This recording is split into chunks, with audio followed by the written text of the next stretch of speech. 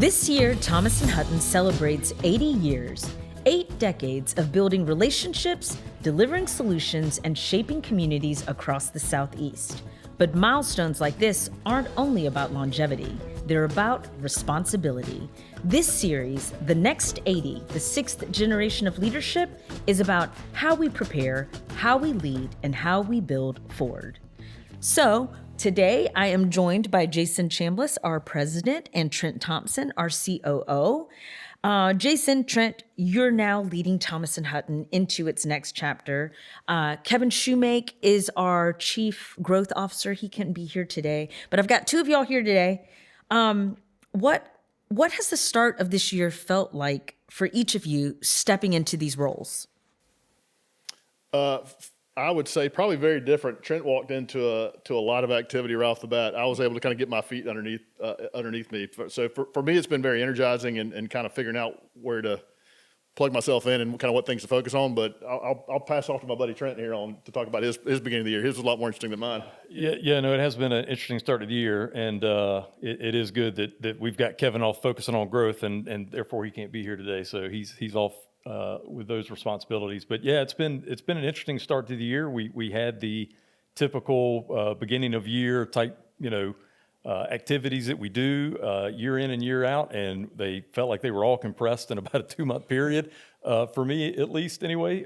So it was hit the ground running. So in a lot of ways, I kind of appreciated it stepping into the new role because wasn't a whole lot of time to think about it. It was just dive right in and do what we need to do. But again, I think the planning that we went through with Ben and Sam and getting ready for the roles, got us to the point where we could hit that ground running like we did. So it worked out. It worked out great. And kudos to Trent. He had a much bigger lift with our beginning of the year projections, and he jumped right in and did a masterful job. There was a lot of good conversation and worked through those goals. So it was fun to see the team kind of interact through that process. And again, having Ben and Sam so close by. But thank you, Trent. He did a great job through the process, it being his first time through. So it's been fun. So how would you describe your working dynamic as president and COO? Well, the good thing is, Jason and I have worked together for a long time, over 20 years. And so, we both grew up within T&H, and I think we complement each other very well. We've both had to wear multiple hats and interact with shared clients on complex projects. And so over that 20-year time of working together, we've developed a shorthand, certainly. We know which of us have certain strengths, which have certain weaknesses and other things. And, we're able to go in and accomplish the goal with that complementary set of skills. So it's sometimes I play bad cop, he plays good cop, sometimes the other way around. So it's worked out well. Yeah, and again, we've worked together for a long time.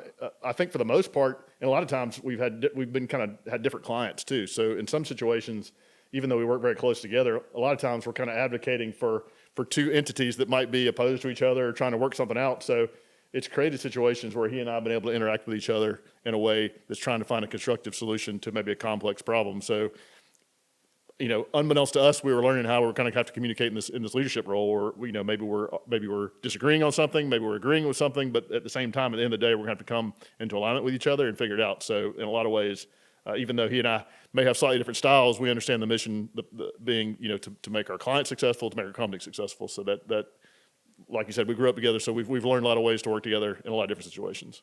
Yeah, and at the end of the day, if I had to put a single word on it, consensus, right? Like what we've been able to do together with, again, different clients, different projects, different goals, bring that consensus to the table and bring a lot of times two clients together in a way that was beneficial for both of them with that consensus. Yeah, and we can be honest and straight with each other about what the real deal, what the essence of the deal.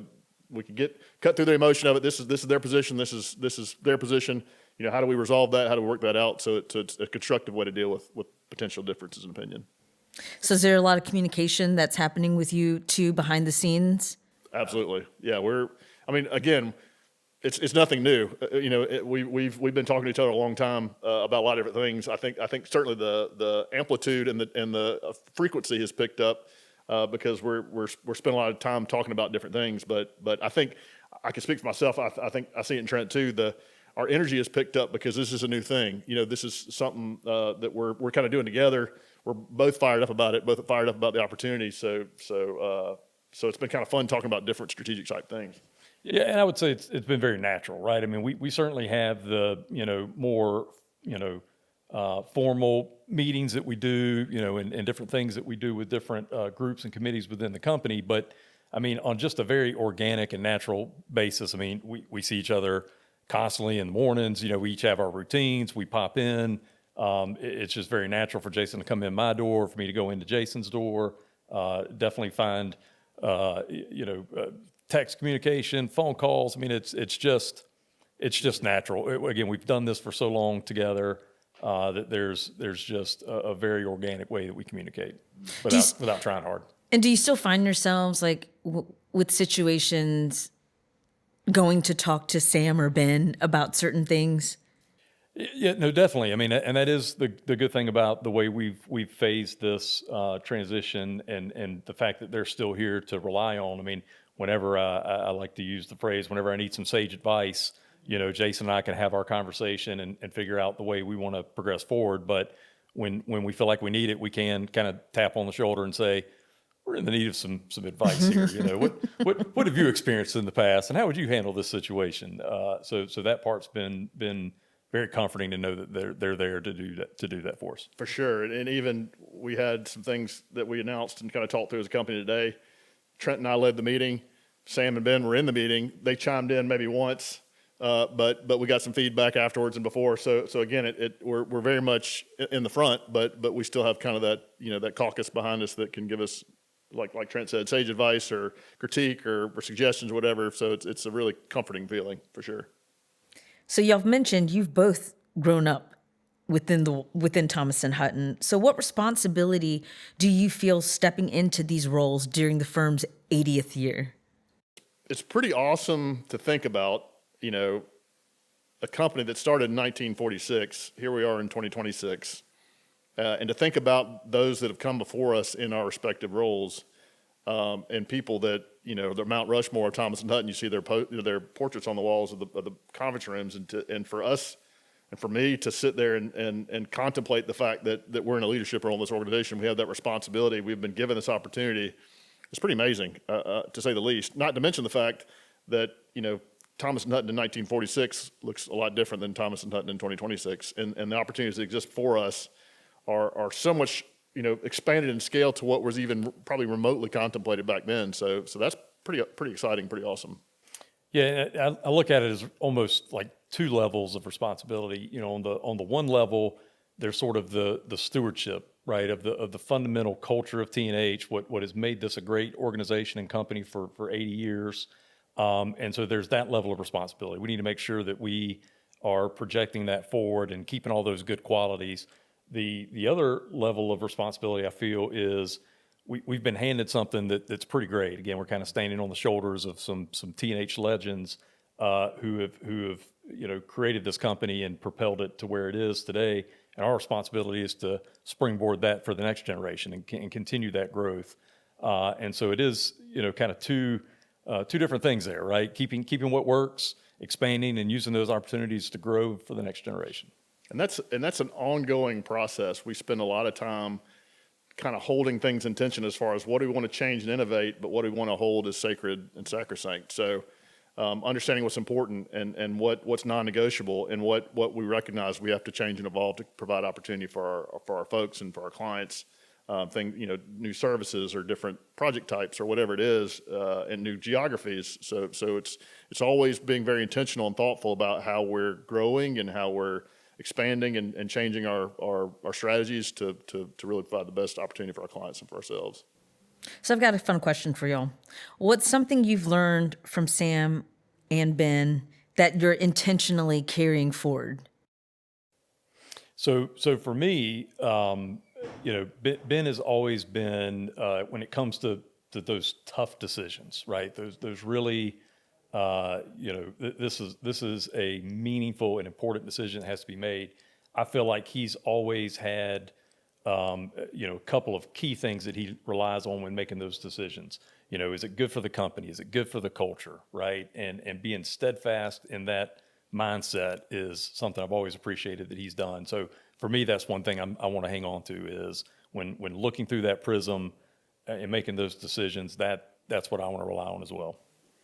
Yeah, Sam, I mean, there's so many things I've learned from him that I carry and kind of answer him, the kind of the Jiminy Cricket on my shoulder, because I've been working with him so long, but the kind of one company mantra, the fairness, the opportunity, being inclusive of all of our people in all the regions and all the geographies, and making every person at Thomas and Hutton feel like know and be confident in the fact they have an opportunity. There's potential for them. They're important. They're critical to our mission. And as a leader of the company, I think you need to make sure that every person in the organization feels that way. So, and Sam is really good about that and being intentional with conversations and coaching and feedback. And for me, I think, remembering that always and being intentional in that conversation and the we and the us and all those types of things, that's something to think about all the time. Yeah, and one other thing to add to, as I'm sitting here listening,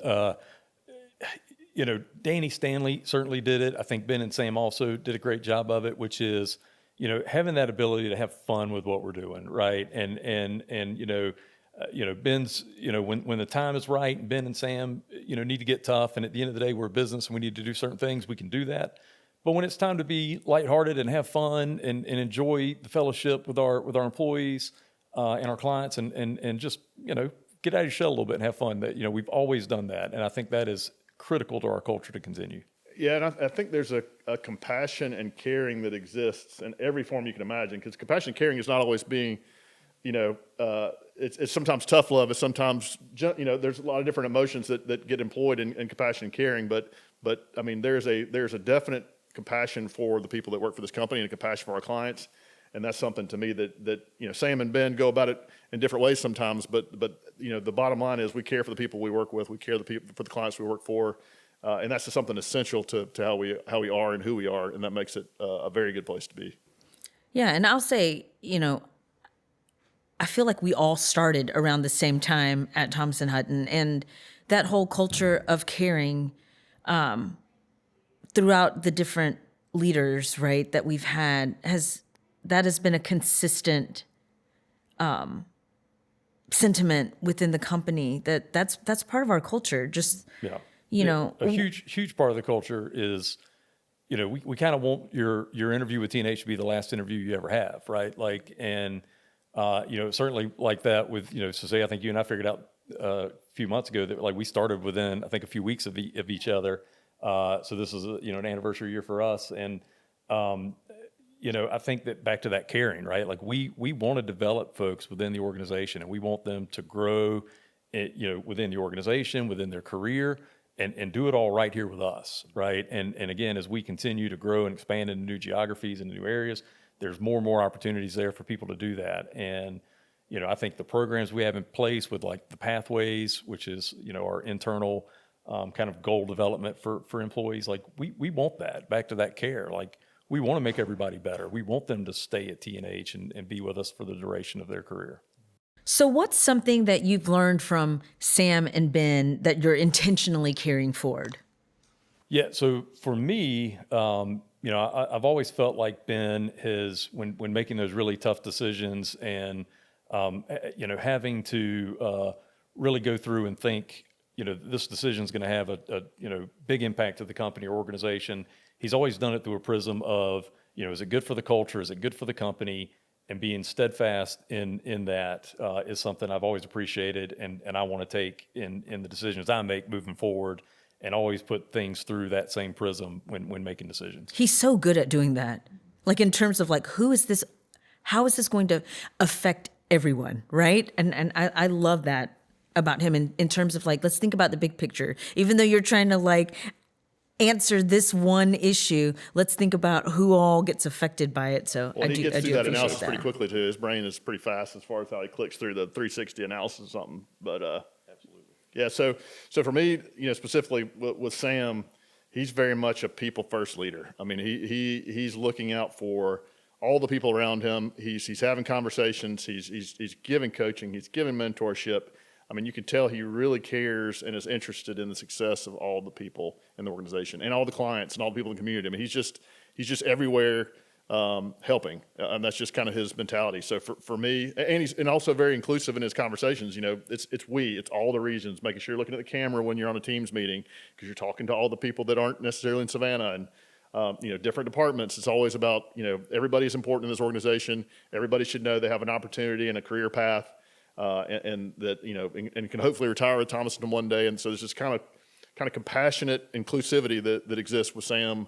And it's motivated by success. I mean, it's not just everybody gets a trophy. It's if you're happy and you're doing good work and you're operating at your highest level, the company will be successful and everything will take care of itself. And so that's something I'm always processing in the back of my mind.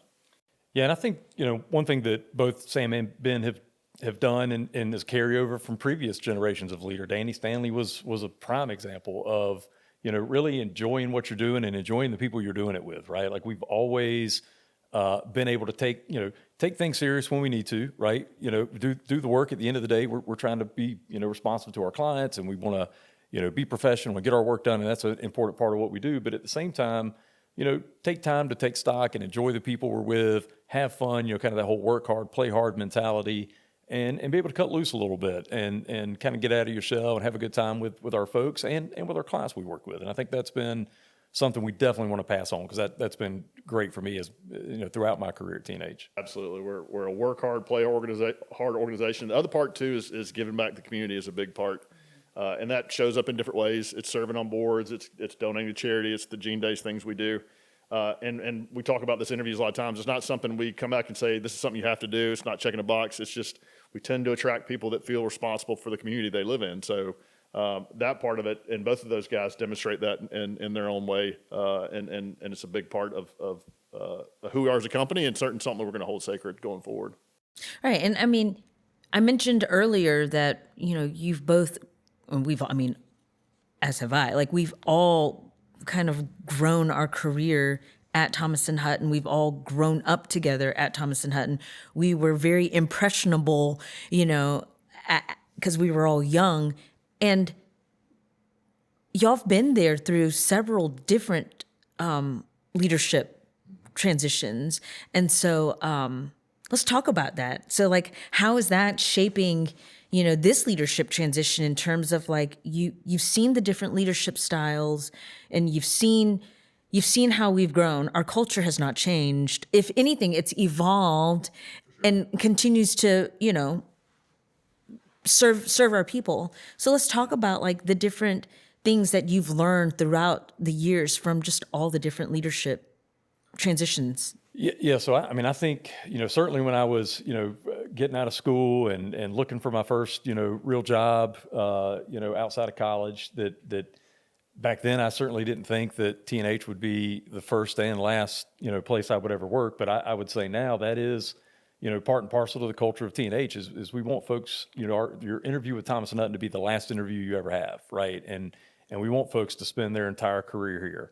And, that's in everything that we do. We want, your career development and your development as, within the company as a whole to be something that you do with us. And we promote that and encourage that. And we do things like the Pathways program that allow us to identify what are, goals for the employee, what are goals for the company, how can we help as an organization those employees strive to reach those goals and let them get to where they want to be, right? Because with again, growth comes opportunity, and there is great opportunity within the organization for folks to come fresh out of school and get promoted, all the way through. I mean, again, with all three of us, we're started early in our careers at T&H and have ended up in leadership positions, and we want that for the next generation. So that's been something that was important to me, and I think it's important to carry forward. Yeah. My experience was a little bit different. I definitely still grew up at Thomas Hutton. I worked about 6 years for a construction company before I came here, and that was kind of a nomad's life in construction. So I was yearning for what I found at Thomas Hutton, which was a stable family atmosphere with people that you can rely on, that you really enjoy working with, and you work hard and play hard, all those things. What's been interesting to me through it'll be 23 years in July that I've been here is there's been leadership changes over that time, right? So Danny Stanley was the head of the company when I came on board. Mitchell Bohannon was in there before Sam, and then of course Sam over the last decade and a half or so. and each of those leaders are very different. But what's interesting is there are elements of the company that have bwant consistent through that entire time. So what that tells you is that our company is bigger than one person. I mean, a leadership change is important, and you want to make sure you have the right person there. But what's so cool about Thomas and Hutton is we are a group. I mean, there's a lot of us from all facets of the organization that contribute to the culture and drive the business and support each other and keep each other accountable for making sure that we're keeping those things sacred. So so there's a collective, there's decisions that are made, and we're all of us in our leadership roles are ready to make those decisions. But at the same time, we value and really want the feedback from each other to understand it. Like Ben looking at something real quick from 360, Sam thinking about, what does this mean for opportunity? Are we giving everybody the same opportunity in the company? So, that's what's amazing about it is as we evolve, there's some things that just would look familiar, even if you came from, 1985 at Thomas and Hutton and came and looked at our organization and how we talk to each other and how we work together. Like, yeah, it's definitely Thomas and Hutton, even though we're 500 some odd people over 6 states. I mean, it's pretty remarkable that with all that evolution and change, that there's some things that are just still very much Thomas and Hutton. Well, and I would say, we've talked about it, and I think, as we've gone through this vidcast series, we've verbalized it, but, each generation of leaders, they've all been great leaders in their own right? If they weren't, the company wouldn't be where it is today. So each one has left their mark, right? Carried it to the next generation. That generation has taken, good attributes from their leadership styles and the things that they did. Again, that stewardship, and then carried it forward and added their own great, attributes. And that's carried forward to the next generation and to the next. And so, what Jason and I and Kevin are really doing are just taking those same steps and progressing that forward in what we do. And we're going to add to it, hopefully, with some great things that the next generation will take forward. We start ourselves as stewards more than anything. And I think you have witnessed resilience too, right? In terms of like the recession in 2008, I mean, the pandemic, the shutdown of everything. So you've like weathered many storms or seen and experienced how leadership has weathered those storms and how the company has come out of it. Well, and seeing how those former leaders dealt with those situations and in being involved with it, with the more recent things with the pandemic, it is a testament to, going through those hard times and coming out the other end better and stronger, right? Like that really is truly what I've seen and experienced is, yes, we've gone through those hard times, but we've learned hard lessons from that. And on the other end of it, we have just come out better, stronger, more resilient, more nimble, and all those things. And again, that just carries forward. Well, and that's a credit to a lot of people, but I would say, Sam and Ben, their leadership in their term, you think about the lessons that we learned coming out of the Great Recession, a lot of the decisions we made as far as how we changed some of our ownership structure and how we looked at growth and how we looked at sustainability and all those things that we've done since then has set us up for the opportunities that exist for all of us today as we sit at our 80th year. I mean, yes, that was a very difficult time. We learned a lot of tough lessons.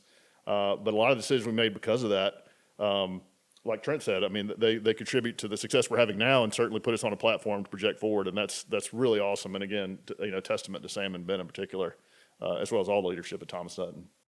So as the firm continues to grow, what's something you're not willing to compromise? I would say the non-negotiable is the compassionate part and the high performing part, right? So.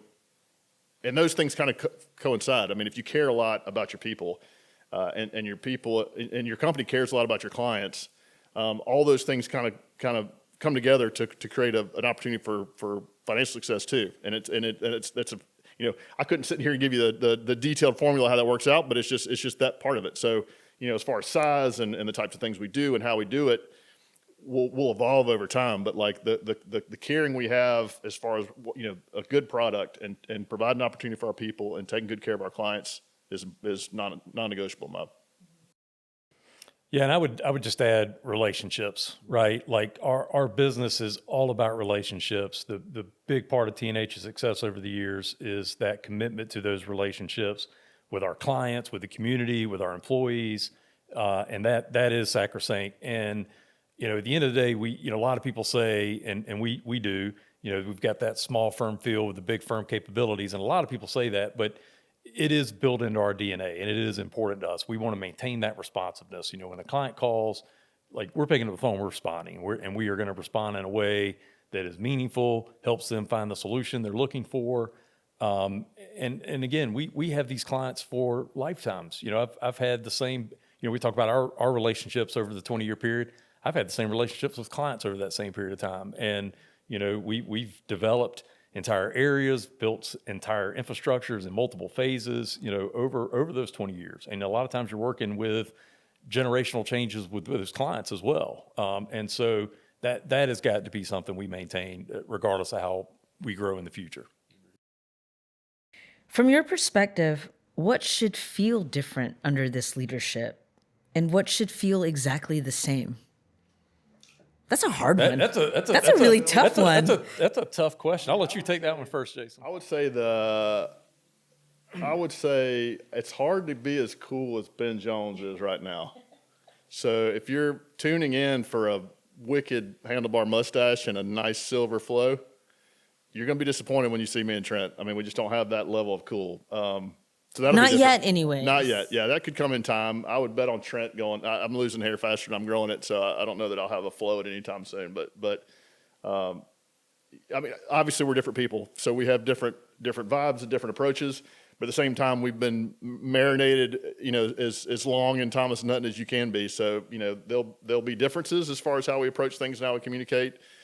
We have to be authentic to ourselves, but there's a lot of T&H culture that's unavoidable, and a lot of voices we hear of those guys in the back of our head. So it's kind of a good blend of different and the same.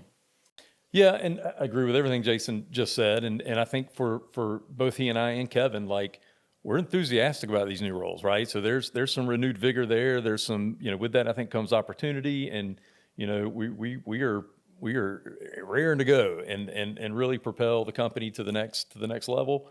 So I think that there should be, that vibe should be out across the company that we've taken over the reins and we're excited about it, and we're breathing kind of fresh life into it. Certainly not that Ben and Sam aren't without their own vigor. They certainly are. Ben is definitely enjoying his later years. He is enjoying that look he's got. But I think that's something folks should look forward to, again, while maintaining all the things that we just talked about earlier, right? So I think that it's a good combination of kind of excitement and enthusiasm while maintaining all the things that have made us great so far. The one difference I think you will obviously recognize in the leadership group is the addition of our Chief Growth Officer, Kevin Shoemake. I think Sam splitting that role into two really is created a person who is specifically dedicated on growth for the company and creating opportunity for our folks. So having somebody who is working on organic growth and working on M&A and spending his time making those relationships and finding places to grow and new opportunities for us to pursue is really exciting. And so I'm really grateful that we've made that change. Yeah, and just to expand on that a little bit more too. I mean, we also have the added benefit of Lisa Musicari and Chris McGaldy stepping into their roles as VP.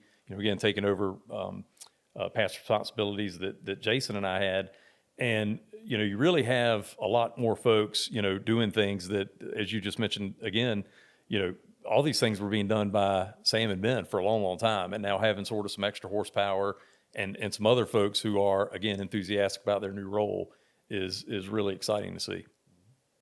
So it almost feels like the amount of growth at Thomas and Hutton every year, we get bigger and bigger, right? So like, it's exciting to watch. And, and that is that tagline, it's not even a tagline, but the growth means opportunity. That's happening all the time. So with our growth, how do we ensure that we don't lose our culture? And how are you guys going to ensure that we don't lose our culture? I think you talk about it. You check in with each other. And again, that's coming from us. It's coming through us from other people, or from us through other people. It's all about having those intentional conversations, and us. A lot of times it's going to be us collectively, not just Trent and I, but other leaders in the organization, getting on the road from time to time and checking in with other offices and making sure that everyone feels connected at some level with the company and the mission, and they understand what the goals are and what their roles in that and within our goals are and those types of things, and just keep it in the forefront as we're working through. Yeah, and I think like at an operational level, you're just going to live and breathe it every day, right? Like we're going to continue to have work sharing across all of our offices. We're going to, share those relationships with clients that go across our entire region, and making sure that we have that opportunity for folks to work across offices, work with one another, continue to mentor that next generation with the things that we learned. Again, back to that stewardship idea. And make sure they're carrying those things forward, and then making sure that we allow those opportunities to work on different projects across different regions, experience, working with other folks that have been with Thompson for 20 or 30 years, with folks that have only been with the company for 2 years, right? And that's how you do it, right? Is ultimately just working together, everybody pulling the rope in the same direction to get the goal accomplished, and it'll happen organically, right? And I think if we do those things right and we stick to those pillars, it happens. The same way it happened for us. And I'm sure when you started working here, it wasn't like, I'm going to be president one day or I'm going to be COO one day. So what kind of advice would you give like a young engineer that's out there right now that has no clue that one day he'll become, president or COO or chief growth officer? What kind of advice would you give? So I would say, like, certainly for me, I was just excited when I got out of the cubicle, back in the day. But yeah, I think ultimately, certainly with the younger generation, I think they're, sort of that delayed gratification and having some patience and paying your dues. I feel like an old timer saying that. But yeah, at the end of the day, again, go back to, I mentioned pathways before, right? It takes a while to develop a career. It takes a while to get the gray hairs and get the sage knowledge and know how to deal with certain things. And that will come in time, right? And I think the great thing about T&H is, the door's open. Like we open doors, we provide that opportunity. We want people to reach out and take on those responsibilities and do it. And we're going to be there to support you. Nobody's going to throw anybody in the deep end without a life preserver, right? Like that's not what we do. That's not been part of our culture. That was not what was done with me. So I think that, stay the course, right? Good things will come, just, put in the work, be responsive to your clients, be a good mentor for the folks you're training, rely on your teammates and seek that advice, provide advice to others when asked, right? And be a good team player. And in time, all good things will come, right? I think that would be my message. Yeah, and everything Trent said, I agree with. I would say, this is a people industry. Every industry is people industry, but I would say in particular ours is. So, I'm biased, but I'm right, and to say that the best people are Thomas Hutton. So if you're a young engineer coming in this organization, as long as we keep doing what we're doing from a culture standpoint, just buy in as early as possible. Just buy in.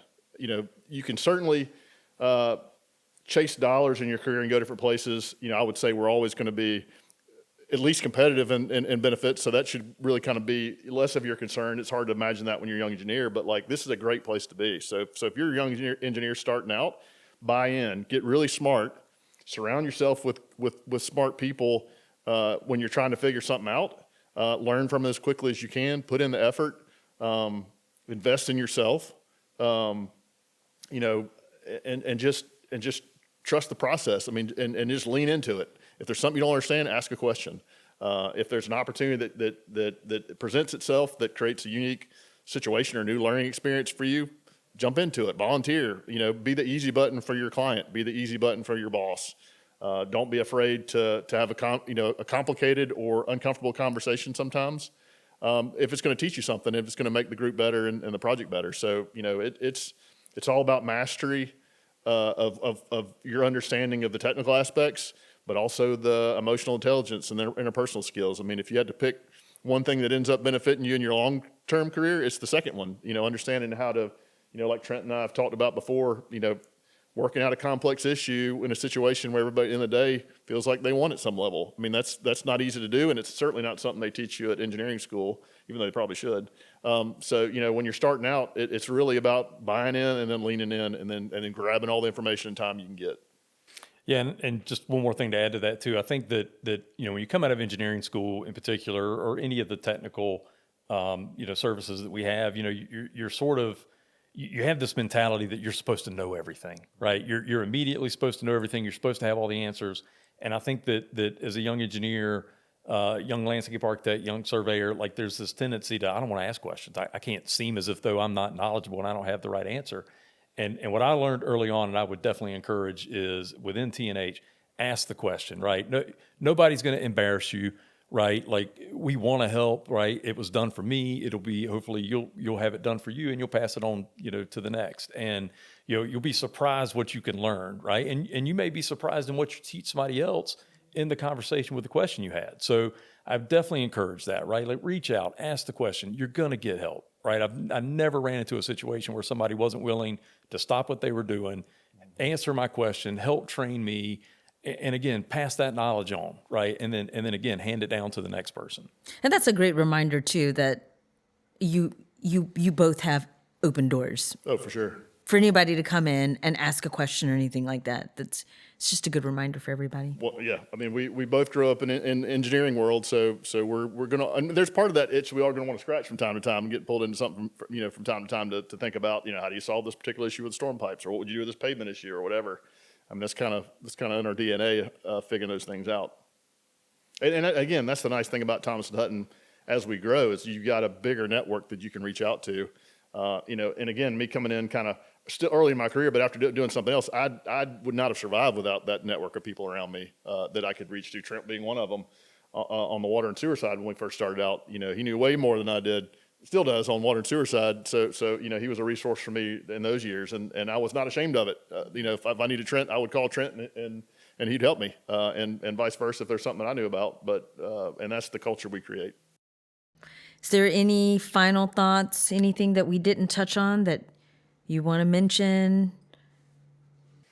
I mean, I think that, again, it's been a theme seems lately, and so I'm just going to keep this theme going. I think that opportunity is the one word, right? Like, there's so much opportunity that we've got, as we continue to grow, opportunity within the organization for folks to continue along their career, opportunities for folks we have not yet hired that we would love to hire, right? Like, we're hiring. Yeah, we are hiring. ThomasHutton.com. Yes. I mean, we have a great group of clients. We got a great group of people that we work with, great relationships across all of our regions. And, we are propelling that forward as we grow, and opportunities abound, right? Take advantage of those opportunities, right? Within the organization, if you're out there and you're looking for a job and you're looking for a home, that's us. For sure. And I would say, for me, the people we work with are really remarkable. I mean, when I meet with the shareholder group, when we meet with PM training, when we meet with designers, we meet with, whoever it is, and I get around the people in our organization, and whichever office I'm standing in on that day, it just gives me energy, because these are really smart, good people. And it's not like we have this list of shopping list of personality traits that we have to pass to get in the door to Thomas Hutton. We don't have anything like that. But at the same time, it's clear that there's something, because we tend to get really, really good people, really, really smart people. And so what's exciting for me, and I'm sure I can speak for Trent in saying this, is we've got this, exotic race car that we're hopping in the seat of to be able to drive, and all this, all these awesome things are around us, and to think that somehow, we can help all these people in all these different places become their best selves, to use the trite expression, and provide success for them and opportunities for them, and to take care of clients and to be financially successful at the same time is beyond exciting. So I'm really fired up about where we are and what's to come. Well, I am excited for both of you. And so thank you, Jason. Thank you, Trent, for being on the show today. And we look forward to the next 80.